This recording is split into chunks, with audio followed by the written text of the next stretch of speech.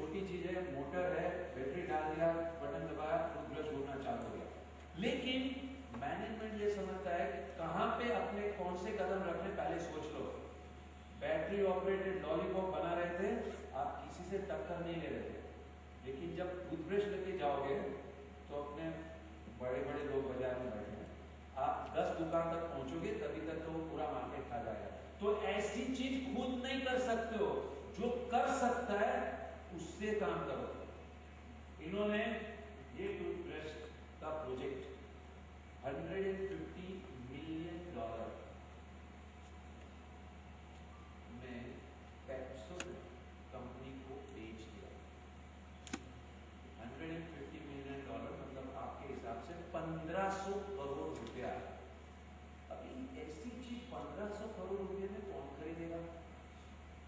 Pepsodent ने खरीदा। क्यों खरीदा? क्योंकि उनको उसका फायदा था। ये करने के बाद में उन्होंने $750 मिलियन का 1 साल में सेल बढ़ा दिया, जो दूसरे लोग नहीं कर सकते। मैनेजमेंट क्या होता है, मेरे पास में कोई भी चीज है, उसकी किसको वैल्यू है वो ढूंढो और फिर वो वैल्यू के हिसाब से वहां पैसा। अगर सब कोई यहाँ पे नॉन वेज खाते हैं और एक आदमी वेज खाता है और आपके पास में कुछ वेज आइटम है, तो आप दूसरे सबको ऑफर करोगे तो उनको तो कोई इज्जत नहीं। लेकिन जो वेज ढूंढ रहा है उसको आप जाके दोगे तो उसका आपका प्रीमियम देगा। हमारे पास में क्या कैपेसिटी है जो हम उसका बेनिफिट ले सके, और देखना है कि दुनिया भर में किसको इसकी वैल्यू है। तो ये टाइम चेंज हो गया, अपॉर्चुनिटी एक्सप्लोड हो गई, हर चीज के लिए लोग इतना पैसा खर्चा करने लगे। कल मैं यहाँ पे जा रहा था, थिएटर है, वो क्या है, बोल बच्चन पिक्चर लगा, मैंने पूछा कितने रुपए की टिकट होती है, तो बोलते हैं कि मल्टीप्लेक्स में 400-500 रुपए की टिकट होती है। अभी हम लोग पुराने जमाने के लोग, हम लोग ने 10-15 रुपए की टिकट देखी, तो हमको तो ये 500 रुपए की टिकट बहुत भारी लगती है। हमारे जो स्टूडेंट होते हैं अपने फादर को लेके जब जाते हैं रेस्टोरेंट में, तो बड़ा कॉम्प्लेक्स सिचुएशन हो जाता है। फादर अपने टाइम पे मेहनत करके सब करके कहाँ से चालू किया था, कहाँ पहुंचे हैं आप। रेस्टोरेंट में काम चालू किया, बीपीओ में काम किया, पहले 20,000 का पगार आ गया, चलिए फैमिली को पार्टी देते। रेस्टोरेंट में गए, खाना खाया, अभी बिल आया। वो फादर बहुत एंशियस से देखने के लिए कितने का बिल आया, और लड़का को दिखाना नहीं है।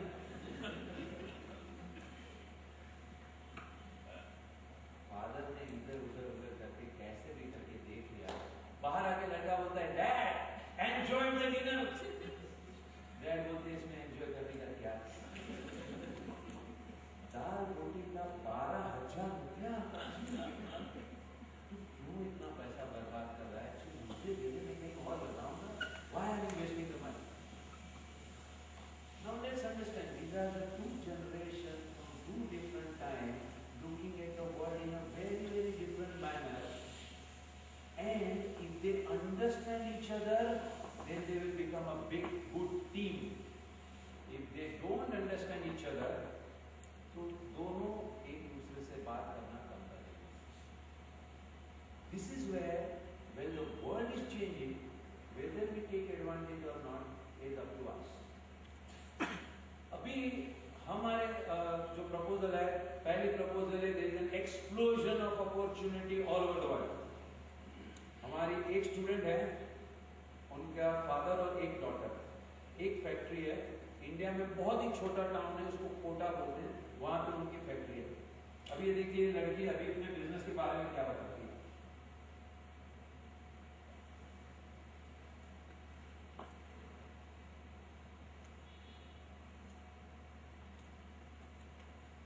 Manufacturing of metals and chemicals. Our unit is established in Kota, and we were operating in Kota very smoothly for years until we saw opportunity in Jammu and Kashmir. Now going to J&K was a big jump, but once we settled there, it helped us look further, and for the first time we went international. We set up a unit in Nigeria. International operations were new to us, but once we learned them, we got more confidence to take in more opportunities, and we established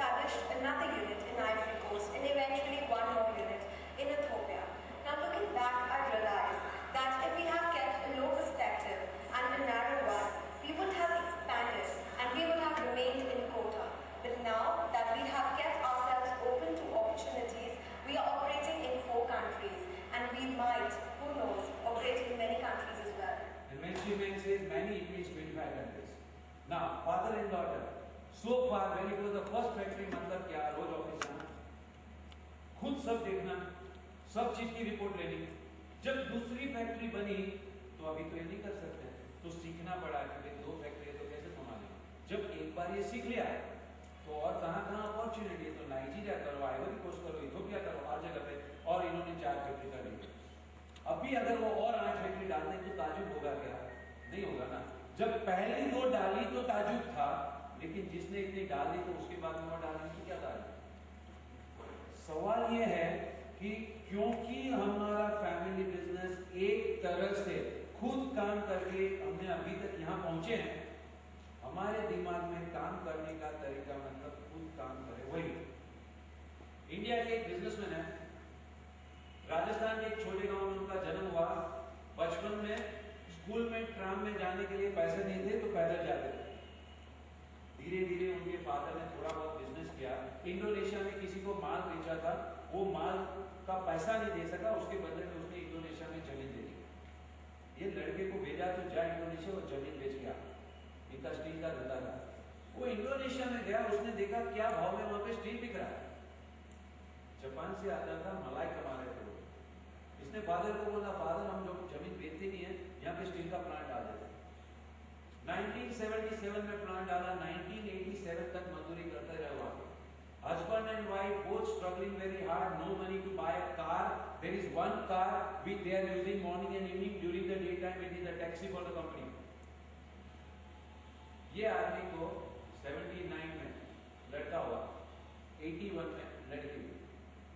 87 में ख्याल आया कि जब एक लड़का था, एक बच्चा था, one child was there, we were finding it so difficult to manage. We were ourselves amazed कि एक बच्चे को किस तरह से लोग बड़ा करते, कितना सारा रिक्वायरमेंट है.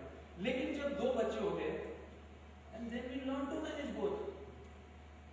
So if we can manage 2 children, why can't we manage 2 factory?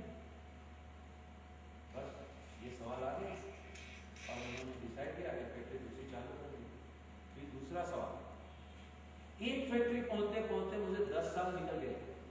अगर यही तरह से करूंगा तो मेरी 40 साल की वर्किंग एज में मैं ज्यादा से ज्यादा 4 फैक्ट्री कर पाऊंगा.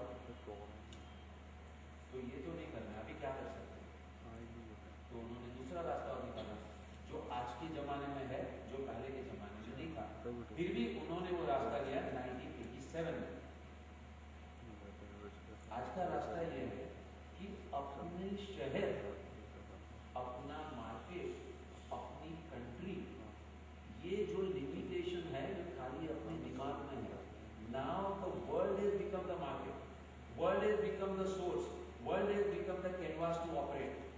ट्रिनिडाड में स्टील की एक फैक्ट्री थी, हर महीने $1 मिलियन का लॉस कर रही थी. उन्होंने वहां जाके बोला ये कंपनी मुझे चलाने को दो, मैं आपको सामने से हर महीने $1 मिलियन दूंगा. पब्लिक सेक्टर यूनिट थी, कंपनी वाले तो खुश हो गए. हर महीना यहाँ को $1 मिलियन जाता था, उसके बदले सामने से आ रहा है.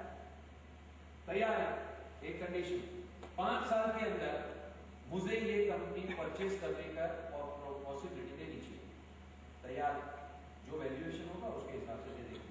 यह आदमी ने कंपनी लिया, अपनी एशियन कल्चर जिसमें किस तरह से, जो एक वर्ड है ना jugaad, jugaad is the best word in the sense कम से कम रिसोर्स में किस तरह से सिचुएशन में से हम लोग परिवर्तन कर सकते हैं, ये हमारे संजोग के कारण अपने अंदर आ गया. वो कंपनी जब वो लोग चलाते थे $1 मिलियन पर डे का लॉस, पर मंथ का लॉस था. जब इन्होंने चलाना चालू कर दिया $5 मिलियन पर मंथ की इनकम चालू हो गई. 1 मिलियन देते गए, हाथ में पैसा बचता गया. 5 साल में कंपनी एक्वायर कर दी. लेकिन अभी सक्सेस फॉर्मूला मिल गई, सीख कंपनी को टेक ओवर करो और टर्न अराउंड करो. ये आदमी का नाम आपने सुना होगा, Lakshmi Mittal, who turns out to be the richest person in Britain today. काम क्या करते हैं, जो कंपनी बीमार है वो लेते हैं, अपने यहाँ के आदमियों को लेके जाते हैं जिनको मालूम है किस तरह से कंपनी को टर्न अराउंड करना और उससे उनकी वैल्यू करना. आज जब उन्होंने आर्सेलर कंपनी एक्वायर की, which was double their size, तभी आर्सेलर वाले का एक एजेंडा था, ये फैमिली बिजनेस वाले, ये हमको नहीं चाहिए. तो आर्सेलर वाले ने बहुत टक्कर ली, और मिनट $5 करोड़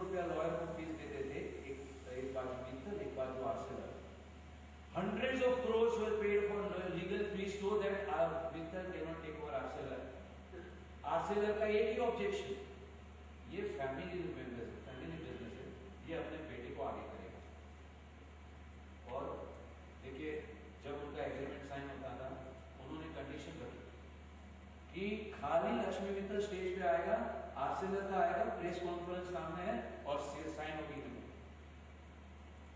लक्ष्मी मित्तल ने एग्रीमेंट साइन करते करते अपनी पेन गिरा दी, फिर बोला Aditya just come and give me your pen. Aditya आया पेन देने के लिए, उसको बोला यहाँ खड़ा है, पूरी फोटोग्राफ हुई। जब उनको पूछा गया कि आपने तो ये सब किया, क्या आपका बेटा आपके रास्ते पे चलेगा? तो उन्होंने बोला मेरा बेटा मेरे रास्ते पे चलेगा कि नहीं ये तो मुझे नहीं मालूम है, लेकिन मैं उसके रास्ते पे चलूंगा, because he is the tomorrow's man. और जो डायनामिक्स से वो काम कर सकता है वो मैंने नहीं किया। Now this is the coordination between two family. Family में टकराव होता है, ये गलत बात है। कौन सी जगह पे नहीं होता? हम लोग तो जो बात करते हैं ना, मैरिजेस की बात करते हैं, मैरिज को लोग सेलिब्रेट करते हैं। क्यों सेलिब्रेट करते हैं?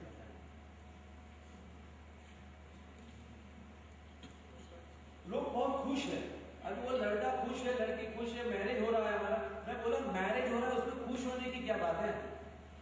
देखा नहीं क्या बाकी सब मैरिड लोगों को? वो बोलता है ये सब लोगों को है ना मैरिज हैंडल करना नहीं आता। The question is no marriage can ever succeed if you call argument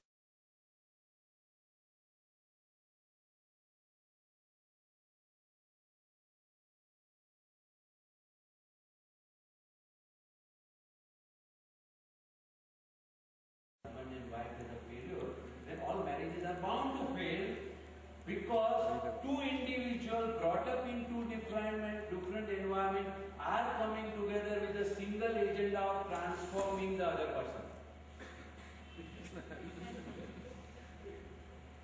तो उसको भी फेलियर बोल देंगे क्या? कौन से मैरिज में आर्ग्यूमेंट नहीं होता है? नहीं होता है, अगर वो बोलते हैं ना तो मेरे हिसाब से लोग आर्ग्यूमेंट होना is a good thing. Who said argument होना इज बैड थिंग? खाली एक जगह पे आर्ग्यूमेंट नहीं होगा। अगर दो में से एक भी, फादर सन हस्बैंड वाइफ जो भी है, जिनको दिमाग चलाना ही नहीं आता है, तो कोई आर्ग्यूमेंट नहीं होगा। या तो दिमाग चलाना आता है लेकिन एक्सप्रेस करना नहीं आता है, तो आर्ग्यूमेंट नहीं होगा। लेकिन अगर अपने घर के लोग, we want them to become strong, we want them to become independent, we want them to be on their own feet, then we must encourage them to think, and if they express, then there will be different views, and if different views come together, is a good thing, is not a bad thing at all. इसको project किया जाता है। Family businesses में conflict होती है, कौन से जगह पे कंफ्लिक्ट नहीं होती? दो व्यूज होते हैं, कंफ्लिक्ट होनी चाहिए, और conflict is a good thing. So with this thing, अगर दो जनरेशन, जो पहले का टाइम था अभी का टाइम था, उसका अगर एडवांटेज लेते हैं तो थिंग बिकम वेरी डिफरेंट। अपनी बिजनेस इतने पीछे क्यों और वेस्ट के बिजनेस इतने आगे? First of all, they had an advantage of industrial revolution. Engine पहले उन्होंने बनाया, इसीलिए उन्होंने बोला कि स्टीम से चाय बन सकती है, ये तो हमने भी पहले किया था, लेकिन ठीक है भाई, स्टीम से चाय बन सकती है वो हमने देखा था, लेकिन स्टीम से इंजन चल सकता है वो उन्होंने बनाया। इंडस्ट्रियल रेवोल्यूशन का एडवांटेज उनको मिला, पहली मशीन गन का एडवांटेज उनको मिला। इन्होंने जो कॉलोनाइजेशन किया वो कैसे किया? अपने यहाँ पे आए, अफ्रीका में गए, स्टैंड के ऊपर मशीन गन लगाया, और सामने अपने लोग थे घोड़े पे, हाथ में तलवार लेके अटैक करके आते हैं, मशीन गन टिक टिक टिक टिक टिक सबको सुला दिया और उन्होंने जीत लिया। तो 200 years they prevailed on the world, and all said and done, it has its own effect on us. So that was one part of it. Then we had a part of it, जो भी वहां पे rejected technology वो हमारे यहाँ थी। 1980s and 90s की पूरी textile industry, India and Pakistan is the second in machinery shift of from UK and Europe. नई चीज हमें पता ही नहीं चलती, उनके पास में थी, और उस 100% मार्जिन, तो कोई चॉइस नहीं, लेना है तो उनसे लो, बाकी हमारे पास में टेक्नोलॉजी नहीं। ये जो माहौल था उसमें उनका एडवांटेज था, we were at a disadvantage. Now the whole thing is turn upside down and now is the time for our advantage. और ऐसी जब चीज होती है ना तो क्या होता है, इसके लिए एक वर्ड इसको बोलते हैं पैराडाइम शिफ्ट। जब खेलने के तरीके से ना वो चेंज हो गए तो पूरी बात ही अलग होती है। जब खरगोश और कछुआ जमीन के ऊपर रेस लगाते हैं तो खरगोश जरूर जीतेगा, लेकिन अगर रास्ते में बीच में एक नदी आ जाएगी तो फिर वहां पे खरगोश को रुकना पड़ेगा, कछुआ अपनी स्पीड से आएगा, पास होके चला जाएगा। एक बैर होते हैं और क्रोकोडाइल होता है, मगरमच्छ और बैर को क्या बोलते हैं, रीछ है, तो रीछ बोलते हैं आप। अगर ये दोनों की टक्कर होती है, पानी के अंदर होती है तो मगरमच्छ जीतता है, जमीन पे होती है तो बैर जीते। जमाना टक्कर कहां पे ले रहे हैं उसका था, अभी तक टक्कर उनके हाथ में थी, अभी टक्कर हम लोगों के हाथ में। और जब ये रूल चेंज होता है ना तो क्या होता है, इसको बोलते हैं पैराडाइम शिफ्ट। और एक फ्रांस के प्रोफेसर है, उन्होंने ये थोड़ा टॉक दिया है, तो मैं जब थोड़ा बोलना कम करना चाहता हूँ ना तो मैं उन प्रोफेसर को काम पे लगा देता हूँ, तो मैं उनकी बात बताता हूँ।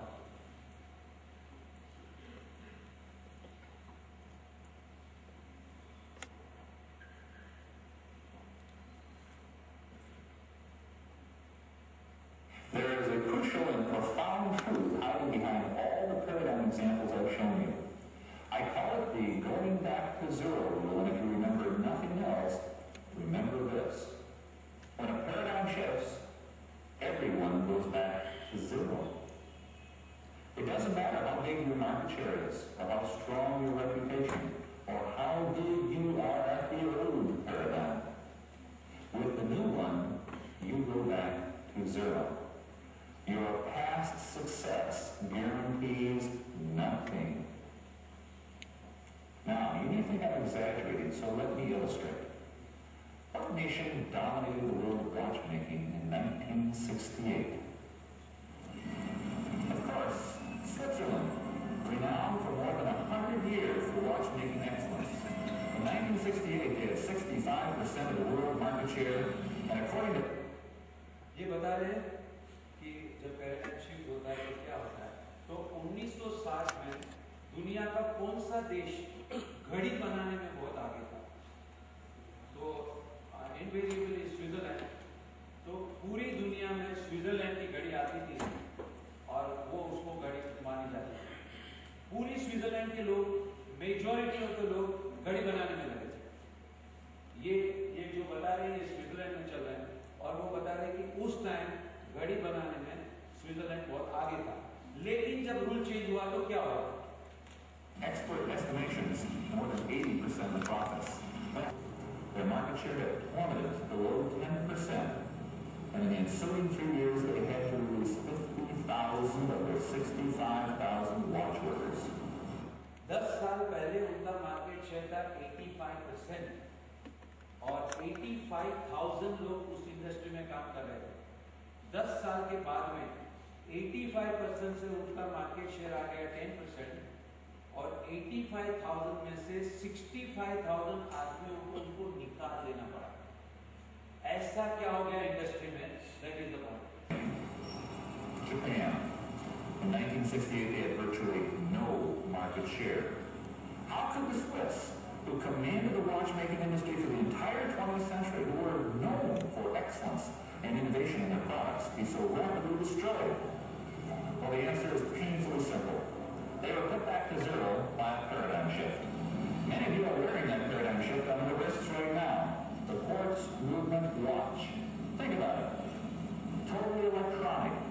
1,000 times more accurate than the mechanical watches it replaced. Battery powered. Amazingly versatile. It deserves to be the new paradigm of timekeeping. It's such a good idea. Wouldn't you like to know who invented this marvelous watch? Some of you know the answer, but those of you who don't will be surprised. The quartz watch was invented by the Swiss themselves, right here in Neuchâtel at the research laboratories. Yet when the researchers presented this idea to the Swiss watch manufacturers in 1967, it was rejected. After all, it didn't have any bearings, it didn't have any gears, it didn't even have a mainspring. It couldn't possibly be the future of watches. So confident were the manufacturers in that conclusion that they didn't even protect the idea. And so later that year, their researchers displayed the watch to the world at the annual Watch Congress. Texas Instruments of America and Seiko Japan walked past, took one look, and the rest is history. Now, why didn't the Swiss appreciate this wonderful invention that their own people had created? It's the power of paradigms again. They were blinded by the success of their old paradigm and all their investments in it. And when confronted with a profoundly new and different way to continue their success into the future, they rejected it because it didn't fit the rules they were already so good at. Please keep in mind that this is a story not just about the Swiss. It's a story about anyone, any organization, any nation who assumes what has been successful in the past must continue to be successful in the future. Let me remind you once again, when a paradigm shifts, everyone goes back to zero. Your past guarantees nothing in the future if the rules change. Not even the best watchmakers in the world could stop time. In fact, if you're not careful, your successful past will block your vision to the future. And that is why you must develop an openness to new ideas, a willingness to explore different ways of doing things.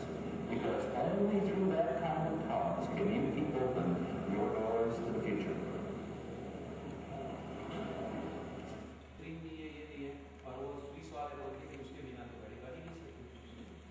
So they did not do it and Japan did it और Japan वाले उसमें आगे बढ़े। तो जो नई technology आती है, जो काम करने का नया रूल होता है, तो उनको बोलते हैं everyone becomes equal।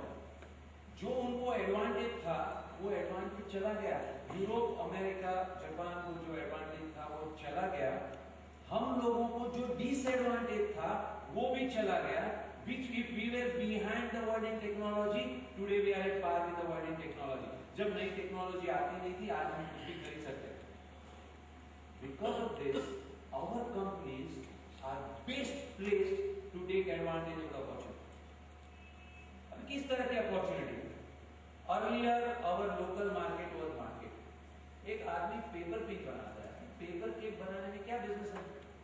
एक छोटा सा मशीन है, एक वायर रॉड है, वो ऐसे जाता रहता है, वो आगे थोड़ा घूमता है, ऐसा शेप बन जाता है और कट होता है, नीचे गिरता है और एक क्रॉस गिर गया, पैकेट में बंद हुआ और बेचे।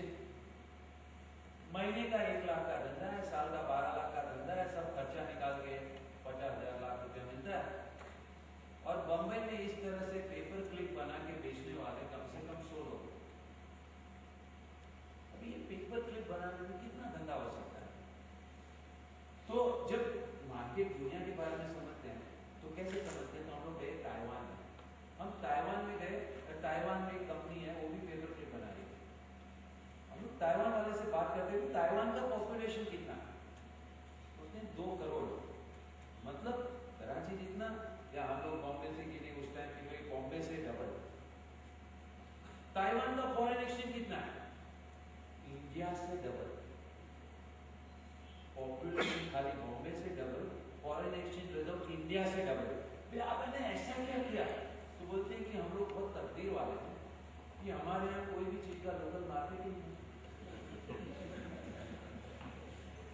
तो पेपर क्लिप बनाने वाले के पास में 4 सेल्समैन है, एक अमेरिका, एक यूरोप, एक फार ईस्ट और एक रेस्ट ऑफ द वर्ल्ड, और उसका टर्नओवर है 100 करोड़।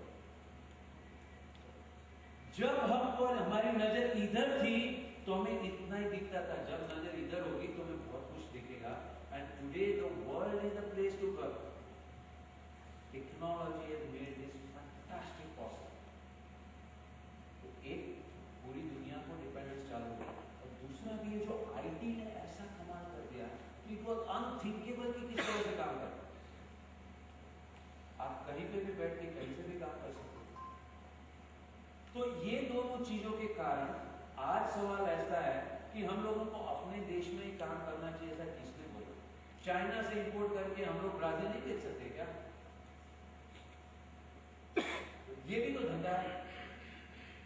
करेंसी में पावर नहीं है तो क्या हुआ? हम लोग चाइना से लेके हम लोग यूरोप में बेच सकते हैं, यूरोप में कंपनी एक्वायर कर सकते हैं। अभी जब हम किसी को बोलते हैं कि भाई यूरोप में कंपनी एक्वायर करनी, तो हम लोग पुराने जमाने के हैं, हमारे दिमाग में तो इसको बोलते हैं इम्पॉसिबल। हम लोगों ने तो ऐसा सोचा है कि यूरोप वाले आके हमारी कंपनी एक्वायर कर सकते हैं, हम जाके यूरोप की कंपनी कैसे एक्वायर करें? 7 साल पहले इंडिया की एक कंपनी है वीडियोकॉन, उसने थॉमसन कलर ट्यूब करके अमेरिकन कंपनी, उसका colour picture tube business acquire किया, बहुत पैसा लगा हो, without giving a single rupee. अभी जब हम बोलते हैं भाई कंपनी एक्वायर करनी मतलब बहुत पैसा लगता होगा, और यही अपने दिमाग में, लेकिन नए जमाने में काम करने के तरीके बदल गए, और ये नए तरीके में धंधा चालू करने के लिए पैसा नहीं चाहिए आपको। ये हमारी भारत फोर्स की कंपनी है, उसने लंदन में कंपनी एक्वायर की without paying a single rupee. हमारे एक स्टूडेंट है, मैं सब चीज अभी नहीं बता देता हूँ, थोड़ा आपके लिए और रखता हूँ, यूट्यूब पे मेरे नाम पे टाइप करोगे, एक टॉक है, उसमें एग्जाम्पल है। इंडिया का आगरा एक छोटे टाउन में चश्मे का कांच बनाने का डाइंग बिजनेस कर रहे थे। लंदन में कंपनी एक्वायर की, 1 लाख पाउंड यानी 80 लाख रुपये में लंदन में कंपनी एक्वायर की। एक साल में 3 करोड़ कमा लिया उसमें से। दूसरे साल जर्मनी में एक्वायर की, फिर स्कैंडिनेवियन कंट्री में एक्वायर की, और अभी लंदन में दूसरी कंपनी एक्वायर की। अभी ये जब अपनी नजर गई ना बाहर, तो जो ताकत हमारे में है यूरोप अमेरिका में नहीं है। Our companies are the best place to take advantage. हम लोगों में भूख है। एक हिरन भाग रहा था, उसके पीछे एक शेर भाग रहा था, बहुत लंबी रेस चली, आफ्टर सम टाइम शेर ने छोड़ दिया। किसी ने पूछा, अरे भाई तुम कितना तेज भागते हो, हिरन पकड़ लेते ना, तो वो मुमकिन नहीं था। वो अपनी जान के लिए भाग रहा था, मैं अपने भूख के लिए भाग रहा था। जब आदमी जान के लिए भागता है ना, तो फिर उससे टक्कर लेना इजी नहीं। हम लोग जब यूरोप में धंधा करने जाते हैं तो हम भूखे हैं, वो लोग खा पी के बैठे हैं, पूरा अगस्त महीने उनको वेकेशन चाहिए, हफ्ते के 35 घंटा काम करेंगे। उनको किसी ने बताया आप जिनसे कॉम्पीट कर रहे हो वो दिन का 35 घंटा काम करते हैं। वहां के लोगों में फायर इन द बेली नहीं है। 300% मार्जिन पे धंधा किया था, 30% पे धंधा करना पड़ता है। रो रहे हैं, नेक्स्ट जनरेशन को बिजनेस में आना नहीं। 1 lakh businesses are on sale. हर महीने 10,000 कंपनी वहां पे बैंकरप्ट हो रही है, कोई खरीदने वाला नहीं है। हमारे लोग जाके वहां पे कंपनी को आते हैं। ये चीज पहले नहीं थी, अभी के टाइम में आई, और हम लोगों को ये समझना है कि अभी के टाइम में ये क्या बदला और किस तरह से काम कर सकते हैं। और एक स्टूडेंट है, हमारे सब स्टूडेंट बिजनेस फैमिली वाले, और हम लोग तो बोलते हैं कि जो बिजनेस फैमिली में जिसने जन्म लिया वो तकदीर वाला आदमी। तकदीर वाला आदमी इसलिए क्योंकि 90% of the learning of life तो घर में ही ऐसे देखते देखते नहीं सीख जाते हैं। कुछ भी कर सकते हैं, अगर गिरे तो रोड पे नहीं आ जाएंगे, घर वाले संभाल नहीं करते। और कई चीज ऐसी होती है जो खाली बिजनेसमैन अपने बेटे को सिखाते हैं, बाकी दुनिया वाले समझती कुछ और है, घर के अंदर कुछ और चीजें, वो खाली फादर अपने सन को सिखा सकता है। तो ये हमारा स्टूडेंट है, काफी धंधा सीखा, फादर का धंधा बहुत छोटा है। अभी वो आके मुझे बोल रहा है सर मुझे होटल बनाना है। अभी क्या है, इंडिया में है तो पूरा बिजनेस बढ़ रहा है, सब लोगों को ऑल इंडिया जाना पड़ेगा, सब ट्रैवलिंग करेंगे, सबको सेल्समैन को भेजना पड़ेगा। मैं चेन ऑफ होटल बनाता हूँ। चेन ऑफ होटल यानी कि 100 होटल्स, 100 होटल्स, वेरी गुड। कितना पैसा है तुम्हारे पास में? कुछ भी, कोई बात नहीं, डिस्करेज नहीं करते हैं। और हमने दूसरी बात की, छोड़ दिया उसको, ठीक है भाई तुक्के लगाते हो, होगा कोई तुक्का। 2 साल के बाद में तो लड़का मुझे वापस मिल रहा है। मैंने बोला क्या चल रहा है तुम्हारा? सर 15 होटल हो गई, दिसंबर तक मैं